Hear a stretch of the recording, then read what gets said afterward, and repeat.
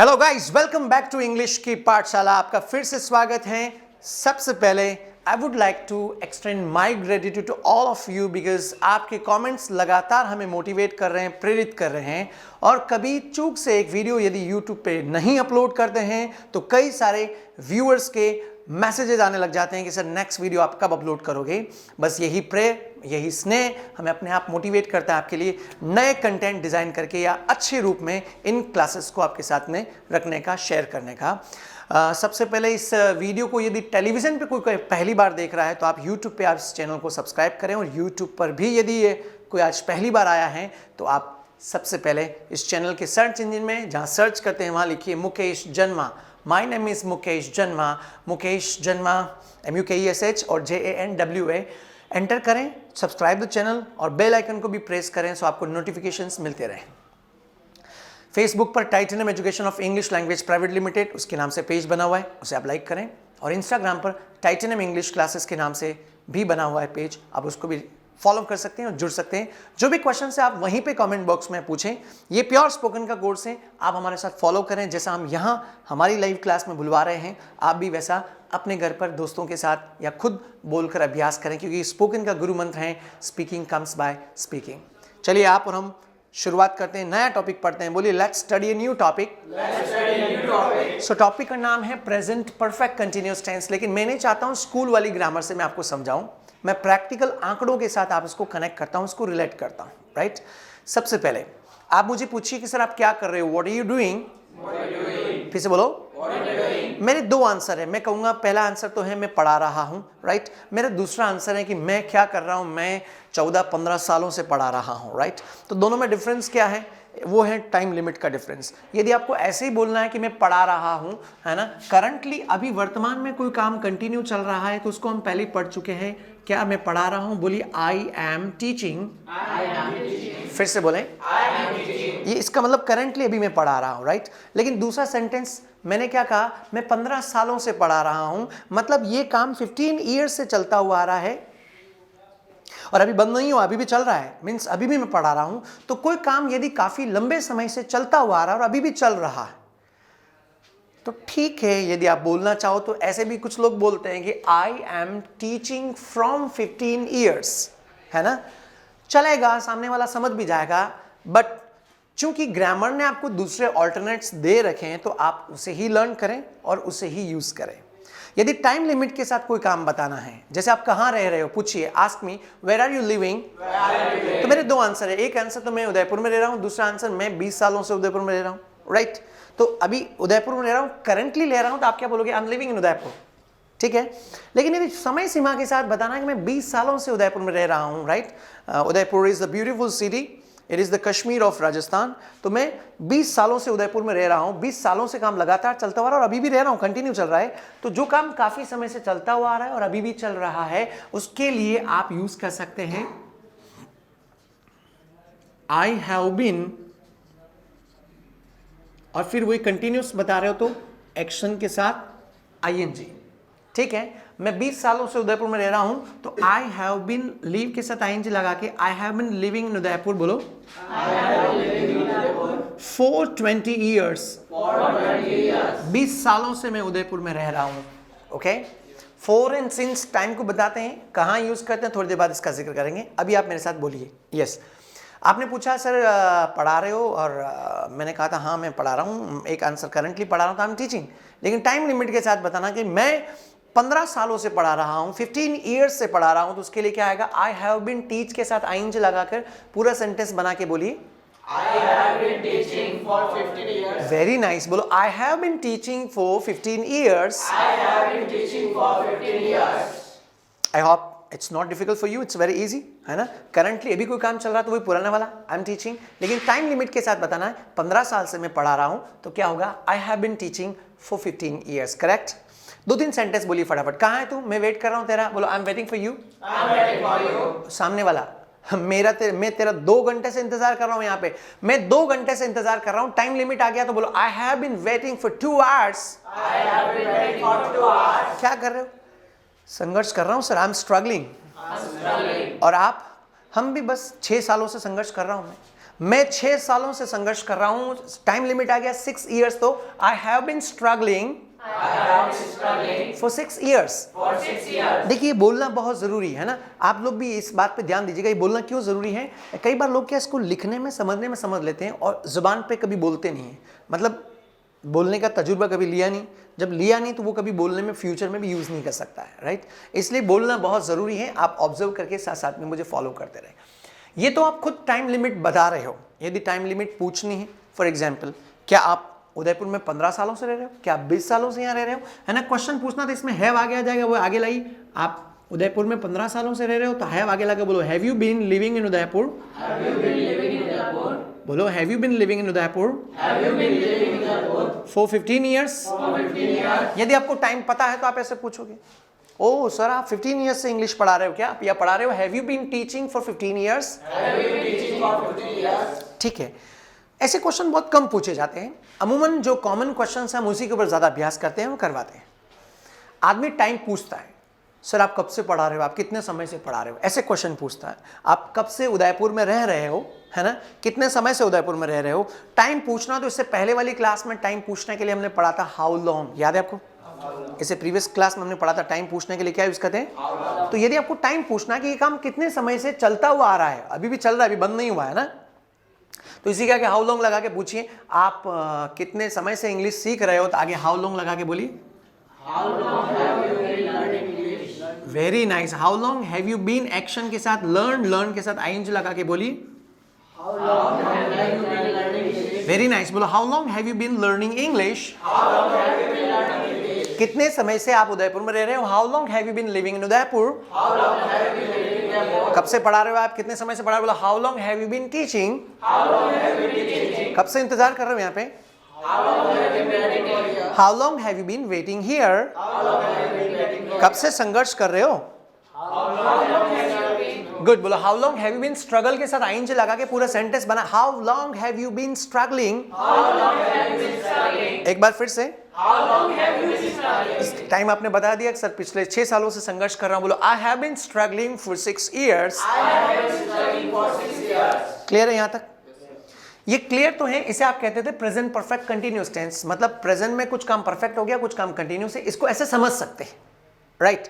मतलब जो काम काफी समय से चलता हुआ रहा है, टाइम पूछ रहे हो कितने समय से ये काम हो रहा है, लगातार चल रहा है। ओके, अब इस टॉपिक को हमें इंप्लीमेंट करना है। आप लोग जो इसको घर पे इन वीडियोस को देख रहे हैं, सिर्फ इनको टॉपिक समझने में ध्यान न दें। आप क्या करें, आप भी और आप भी यहां से जाते ही आप ऑब्जर्व करें कौन क्या काम कर रहा है। हालांकि ये 2 जगह काम में ले सकते हो, है ना। 2 जगह कैसे, एक तो कोई काम काफी सालों से चलता आ रहा है वो टाइम पूछना, एक कोई काम आज कितनी देर से कर रहा है ना।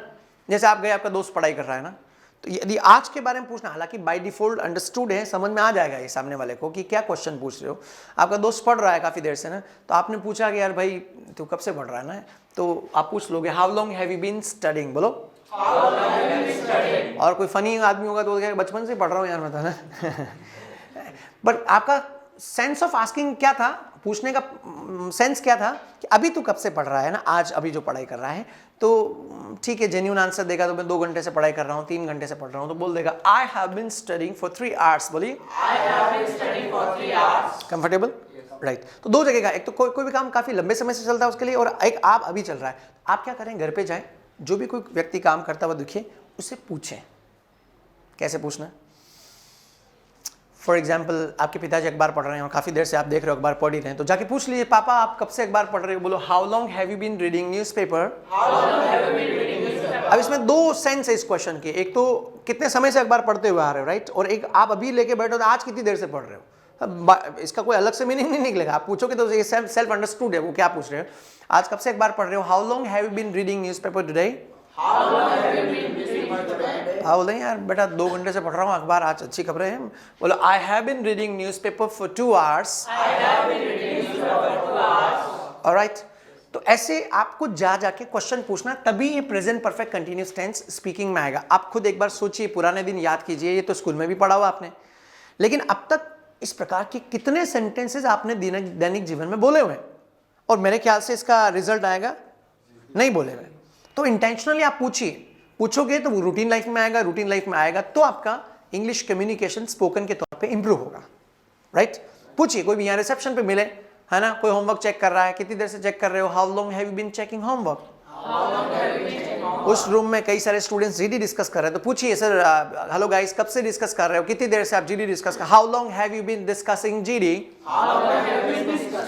ठीक है ना? कोई काम कितनी देर से चल रहा है, ऐसा यदि आप 15-20 क्वेश्चन 15 to 20 क्वेश्चंस यदि आपकी टंग से निकलते हैं, यदि आप बोलते हो, तो प्रेजेंट परफेक्ट कंटीन्यूअस टेंस आपकी टंग पर परमानेंट सेट है, राइट? इसे प्रेजेंट परफेक्ट कंटीन्यूअस टेंस कहते हैं। अब ध्यान से सुनना, मैं इसी से दूसरा टॉपिक एक्सप्लेन कर रहा हूं। फॉर एंड सिंस एक बहुत बड़ा प्रॉब्लम है। फॉर किसके लिए यूज करते हैं और दूसरा since. For is used for period of time, इसको ध्यान से समझना, मैं प्रैक्टिकल रूप से समझा रहा हूं। पीरियड ऑफ टाइम के लिए हम क्या यूज करते हैं? For. And since is used for point of time.